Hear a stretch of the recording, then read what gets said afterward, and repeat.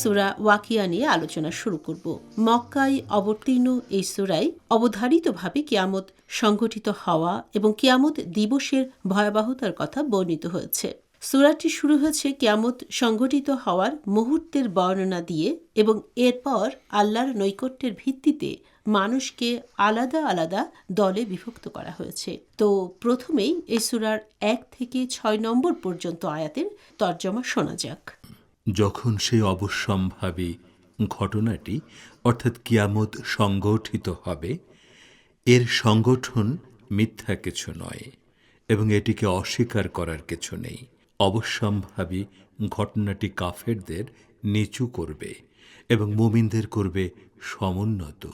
যখন পৃথিবী প্রবল কম্পনে প্রকম্পিত হবে এবং পর্বতমালা চূর্ণ বিচূর্ণ হয়ে পড়বে, অতঃপর তা বিক্ষিপ্ত ধূলিকণায় পরিণত হবে। পরকাল এমন একটি বিষয়ে যাকে বহু মানুষ নানা রকম উদ্দেশ্য নিয়ে মিথ্যা প্রতিপন্ন করার চেষ্টা করে। তারা কিয়ামতকে একটি অসম্ভব ব্যাপার বলে মনে করে। এই আয়াতগুলোতে বলা হয়েছে, যখন কিয়ামত সংঘটিত হওয়ার আলামত শুরু হয়ে যাবে, তখন তারা আর তা অস্বীকার করবে না, কিন্তু ওই স্বীকারোক্তি তাদের কোনো কাজে আসবে না। কারণ তখন মানুষের আমলনামায় নতুন কিছু অন্তর্ভুক্ত করার সুযোগ থাকবে না, বরং পার্থিব জীবনের কৃতকর্ম অনুযায়ী মানুষের ভাগ্য নির্ধারিত হবে। পুণ্যবানরা সেদিন সম্মানিত হবেন এবং তাদেরকে জান্নাতে প্রবেশের অনুমতি দেয়া হবে, আর পাপী ব্যক্তিরা চরম অপমানিত অবস্থায় জাহান্নামের আগুনে নিক্ষিপ্ত হবে। এরপর পার্থিব জীবনের সমাপ্তি এবং কিয়ামত দিবস শুরু হওয়ার মুহূর্তের বর্ণনা দিতে গিয়ে আল্লাহ বলেছেন, তখন ভয়াবহ ভূমিকম্পে সারা পৃথিবী প্রকম্পিত হয়ে উঠবে এবং বিশাল বিশাল পর্বতমালা ভেঙে চূর্ণ বিচূর্ণ হয়ে যাবে এবং আকাশ বাতাস জুড়ে থাকবে শুধু বিক্ষিপ্ত ধূলিকণা। এই আয়াতগুলোর শিক্ষণীয় কয়েকটি বিষয় হচ্ছে: 1. কিয়ামত সংগঠিত হবেই, কারণ এর খবর জানাচ্ছেন বিশ্বজগতের স্রষ্টা ও প্রতিপালক আল্লাহ। কিয়ামত শুধু তারাই অস্বীকার করে যাদের ওই ভয়াবহ দিনের জন্য কোনো প্রস্তুতি নেই। 2. কিয়ামত সংগঠিত হওয়ার মুহূর্তে ভূপৃষ্ঠ প্রচণ্ড রকম কেঁপে উঠবে। আল্লাহর ইচ্ছায় বর্তমান বিশ্ব ব্যবস্থার অবসান ঘটবে এবং একটি নতুন বিশ্ব ব্যবস্থা চালু হবে।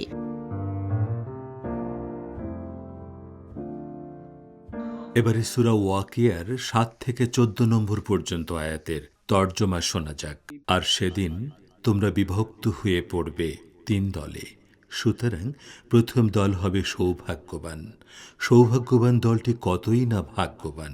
আর দ্বিতীয় দলটি দুর্ভাগ্যবান। দুর্ভাগ্যবান দলটি কতই না দুর্ভাগা। আর তৃতীয় দলটি নেক কাজে অগ্রগামী এবং পুরস্কার গ্রহণেও অগ্রগামী। তারাই আল্লাহ তাআলার নৈকট্যপ্রাপ্ত। তারা থাকবে নিয়ামতপূর্ণ উদ্যানসমূহে। তাদের বহু সংখ্যক হবে পূর্ববর্তীদের মধ্য থেকে যারা অতীতের নবী রাসূলদের প্রতি ঈমান এনেছিল, এবং অল্প সংখ্যক হবে শেষ নবীর উম্মত যারা তাঁর প্রতি ঈমান এনেছে। সূরা ফাতিরের ৩২ নম্বর আয়াতের মতো এই আয়াতগুলোতে বলা হচ্ছে, কিয়ামতের দিন মানুষকে 3 দলে বিভক্ত করা হবে। তাদের প্রথম দলভুক্ত মানুষ নিজেদের ঈমান ও সৎ কাজের মাধ্যমে সৌভাগ্যবান হবে, অর্থাৎ জান্নাতের অসীম নিয়ামতের অধিকারী হবে। দ্বিতীয় দলে থাকবে অপরাধী ব্যক্তিরা, যারা তাদের কুফরি, জুলুম ও গোনাহের কারণে দুর্ভাগায় পরিণত হয়েছে। জাহান্নামে যাওয়ার চেয়ে বড় দুর্ভাগ্য আর কিছু হতে পারে না। তবে তৃতীয় তলে থাকবেন সৎকর্মশীল ঈমানদার মানুষেরা। তারা নেক ও সৎকর্মশীল বান্দাদের অনুকরণীয় আদর্শ। তারা আল্লাহ তাআলার সবচেয়ে নৈকট্যপ্রাপ্ত বান্দা। নবী, রাসূল, ইমাম ও আউলিয়াগণ এই দলের সর্বশ্রেষ্ঠ উদাহরণ। আল্লাহ ও পরকালের প্রতি তাঁদের ঈমান সর্বোচ্চ পর্যায়ের। তাঁরা উত্তম নৈতিক চরিত্রের অধিকারী এবং মানুষের সঙ্গে মেলামেশার ক্ষেত্রে তারা ন্যায়পূর্ণ ও উদার আচরণ করেন।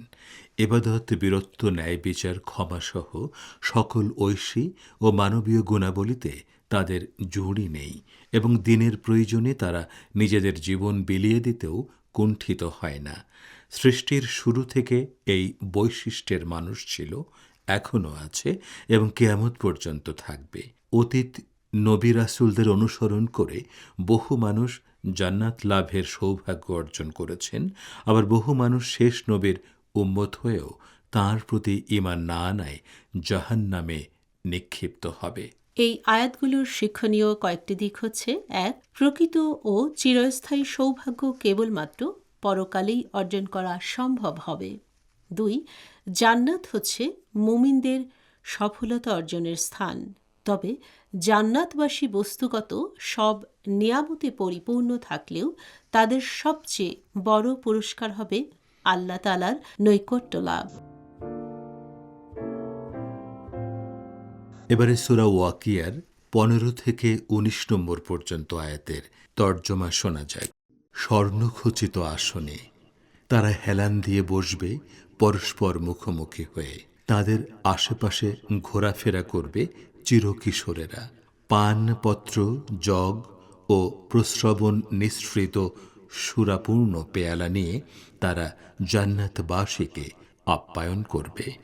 সেই সুরা পানে তাদের মাথা ব্যথা হবে না, তারা জ্ঞান হারাও হবে না। এই আয়াতগুলোতে জান্নাতবাসীর আনন্দ ও সুখময় জীবনের বর্ণনা দিতে গিয়ে বলা হচ্ছে, জান্নাতবাসী পরস্পর থেকে পৃথক হয়ে আলাদা আলাদা জীবনযাপন করবে না, বরং তাদের মধ্যে একত্রে মিলিত হওয়ার এবং সেখানে একসঙ্গে পানাহার করার ব্যবস্থা থাকবে। তারা স্বর্ণখচিত আসনেও উপবিষ্ট হয়ে পরস্পরের সঙ্গে আলাপচারিতায় সময় কাটাবে। মহান আল্লাহ জান্নাতবাসীকে আপ্যায়নের জন্য সুদর্শন যুবকদের ব্যবস্থা রাখবেন। তারা নানা ধরনের খাবার ও পানীয় দিয়ে জান্নাতবাসীকে আপ্যায়ন করবে। এসব সুস্বাদু পানীয় খেলে পার্থিব জীবনে মদের মতো কেউ জ্ঞানহারা হয়ে যাবে না। এই আয়াতগুলোর কয়েকটি শিক্ষণীয় বিষয় হচ্ছে: ১. জাহান্নামবাসীরা পরস্পরকে ভর্ৎসনা করবে, কিন্তু জান্নাতবাসীরা একসঙ্গে বসে পরস্পরে গল্পগুজব করবে এবং জান্নাতি আহার গ্রহণ করে ধন্য হবে। ২. পার্থিব জগতের খাদ্য ও পানীয়তে অনেক সময় পার্শ্ব প্রতিক্রিয়া থাকে, কিন্তু জান্নাতি খাবারে আনন্দ ও সুখানুভূতি ছাড়া অন্য কিছু থাকবে না।